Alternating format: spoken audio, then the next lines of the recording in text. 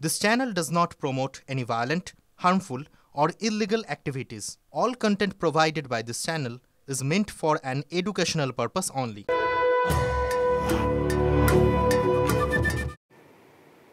দ্বিতীয় দফায় কাল রায়গঞ্জ, বালুরঘাট এবং দার্জিলিংয়ে ভোট। চূড়ান্ত প্রস্তুতি ৩ লোকসভা কেন্দ্রে।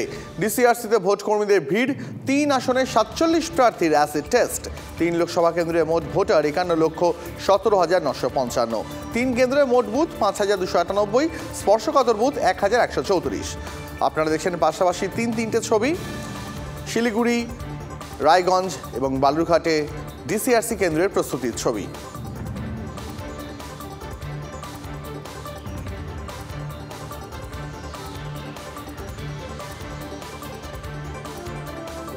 দার্জিলিং, বালুরঘাট এবং রায়গঞ্জ আসনের এই ভোট গ্রহণের ক্ষেত্রে ২৭২ কোম্পানি কেন্দ্র বাহিনী ব্যবহার করা হচ্ছে।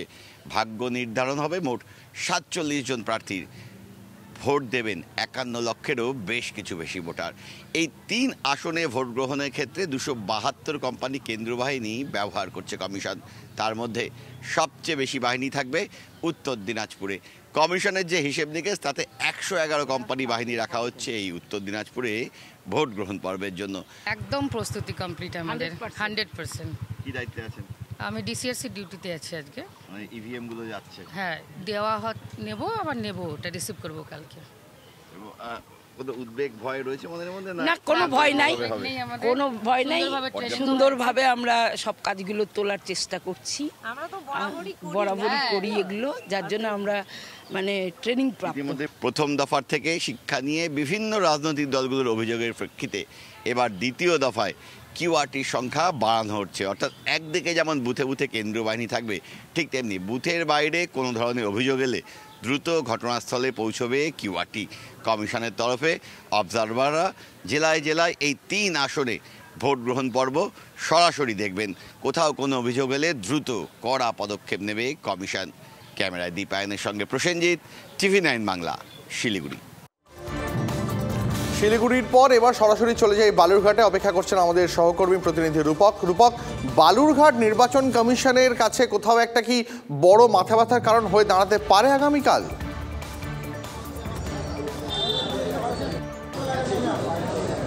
দেখো, সেরকম এখন পর্যন্ত কোনো রকম যে স্পষ্টগত সংখ্যা দেওয়া হয়েছে সেখান থেকে এখন পর্যন্ত কোনো কারণ হয়ে উঠতে পারে না বলে মনে করছে কিন্তু এই জেলা নির্বাচন কমিশনের আধিকারিকরা। ইতিমধ্যেই বালুরঘাটে যে ডিসিআরসি সেন্টার রয়েছে সেখানে কিন্তু ভোট কর্মীরা আসতে শুরু করেছে। সকাল থেকে ভোট কর্মীরা আসছে এবং গোটা এলাকায় যে একটা নিরাপত্তা, সুনিশ্চিত নিরাপত্তা ব্যবস্থা করা হয়েছে। যেমনটা রূপক জানাচ্ছে, রূপক তোমাকে আপাতত অনেক ধন্যবাদ। যেমনটা রূপক জানাচ্ছিল যে বালুরঘাটে ক্রিটিক্যাল বুথের সংখ্যা ২৬৩, স্পর্শকাতর বুথের সংখ্যা ১৯২, ওয়েবকাস্টিং হবে ৫,২৯৮ বুথ থেকে।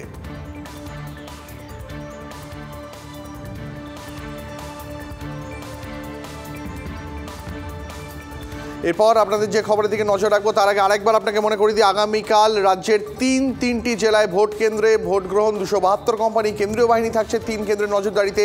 ৩ কেন্দ্রের রাজ্য পুলিশ থাকবে প্রায় ১৩,০০০। দার্জিলিংয়ে মোট ১,৯৯৯টি বুথে ৮৮ কোম্পানি বাহিনী থাকছে।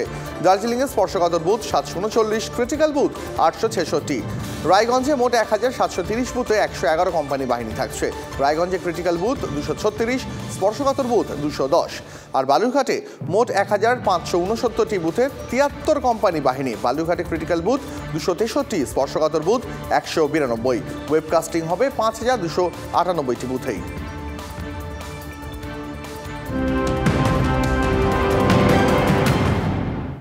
আর এবার যে খবরে নজর রাখবো, কাল ফের বাংলায় ভোটের প্রচারে নরেন্দ্র মোদী। কাল দ্বিতীয় দফার ভোটের দিনই মালদায় জনসভা প্রধানমন্ত্রীর। মালদা উত্তর ও দক্ষিণ কেন্দ্রে বিজেপি প্রার্থীদের সমর্থনে প্রচার।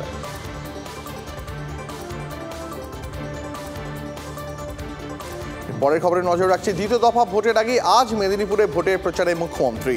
তমলুকে তৃণমূল প্রার্থী দেবাংশু ভট্টাচার্যের সমর্থনে আজ মহিষাদলে প্রচারে তৃণমূল নেত্রী। তমলুক লোকসভা কেন্দ্রের বিজেপির প্রার্থী অবসরপ্রাপ্ত বিচারপতি অভিজিৎ গাঙ্গুলি। এই কেন্দ্রের লড়াই শাসক দলের কাছে কার্যত একটা চ্যালেঞ্জ। 18 বছর পর মহিষাদলে প্রচারে মমতা বন্দ্যোপাধ্যায়। এদিনই পশ্চিম মেদিনীপুরের দাঁতনেও সভা করবেন তৃণমূল সুপ্রিমো। 2 মেদিনীপুরে জোড়া সভাকে ঘিরে তুঙ্গে প্রস্তুতি। সভা মঞ্চে আঁটোসাঁটো নিরাপত্তা, বাড়তি পুলিশ মোতায়েন। পশ্চিম মেদিনীপুর থেকে সহকর্মী দেবব্রত রয়েছেন। দেবব্রত, বহুদিন পর আবার মমতা বন্দ্যোপাধ্যায় এই জেলায় প্রচারে আসছেন, সমর্থকদের মধ্যে, কর্মীদের মধ্যে কেমন উদ্দীপনা রয়েছে?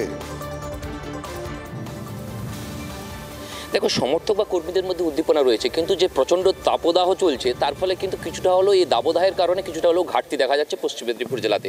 তবে আবার পশ্চিম মেদিনীপুর জেলার ঠিক যে জায়গাটিকে তিনি বেছে নিয়েছেন, কেশিয়াড়ি বিধানসভা, কেননা কেশিয়াড়ি বিধানসভাতে ঠিক বিধানসভা নির্বাচনের সময় কিন্তু তিনি প্রচারে এসেছিলেন।